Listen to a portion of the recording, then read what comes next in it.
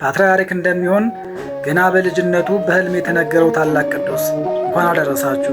ጥቅምት 18 በዚች ቀን ቻናሉ አዲስ ስለሆነ ሁላችሁም ሰብስክራይብ አድርጋችሁ በመጀመር ቪዲዮውን ላይክ በማድረግ ድጋፋችሁን እንድትገልጹልኝ ጠይቃችኋለሁ። የግብፅ ምድር ካፈራቻቸው ለቤተ ክርስቲያን እጅግ አብዝተው ከደከሙ ቅዱሳን አባቶች ውስጥ አንዱ የሆነ ገና በልጅነቱ ከጓደኛው ጋር በሕልማቸው እንጨት ሲለቅሙ አይተው ሕልም ተርጓሚም እርሱ ፓትርያርክ ሆኖ እንደሚሾም ጓደኛው ደግሞ ንጉሥ እንደሚሆን የተረጎመላቸው። ከዛም ወደ ትምህርት ቤት ገብተው ትምህርታቸውን ተምረው ካደጉ በኋላ እርሱ የታላቁ ሊቅ ቅዱስ ቴዎፍሎስ ደቀ መዝሙር ያገለገለ።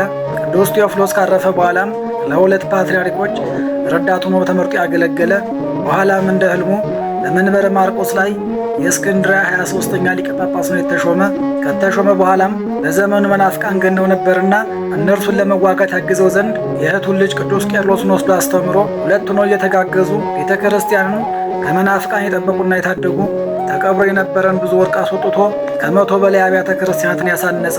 የሦስቱን ቅዱሳን ቤተ ክርስቲያንን አሳንጾ በሚቀደስበት ጊዜ ሦስቱ ቅዱሳን ከሰማይ የወረዱለት እመቤታችን ድንግል ማርያምን እጅግ አድርጎ ስለሚወድ በአካል ተገልጣ ያነጋገረችውና ታሪኳን ታምሯን ነግራ ያጻፈችው ከብቃቱም የተነሳ ሕፃናትን በሚያጠምቅበት ጊዜ የብርሃን መስቀል ከሰማይ ይወርድለት የነበረ በሹመት ዘመኑም 28 ዓመት ቤተ ክርስቲያንና መንጋዎቿ በሚገባ ጠብቆ እግዚአብሔርንም አገልግሎ በክብር ያረፈ ታላቁ ሊቅ ቅዱስ ቴዎፍሎስ በዚች ቀን ዓመታዊ በዓሉ ይከበራል።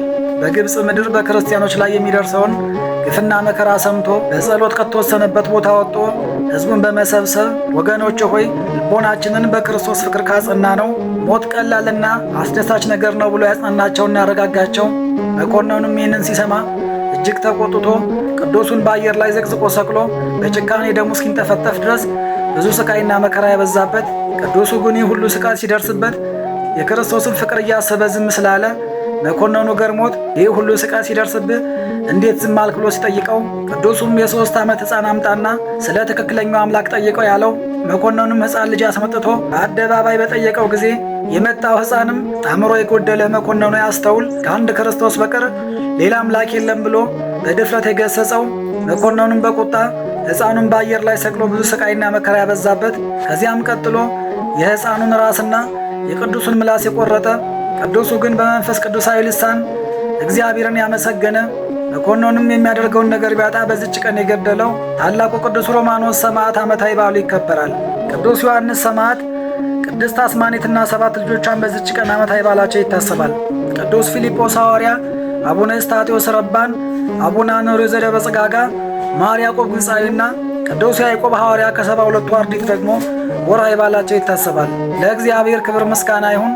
እኛም ቅዱሳኑን አክብረን በስማቸው ምግባር ትሩፋት ፈጽመን በረከታቸው እንድንሳተፍ አምላከ ቅዱሳን ይርዳን።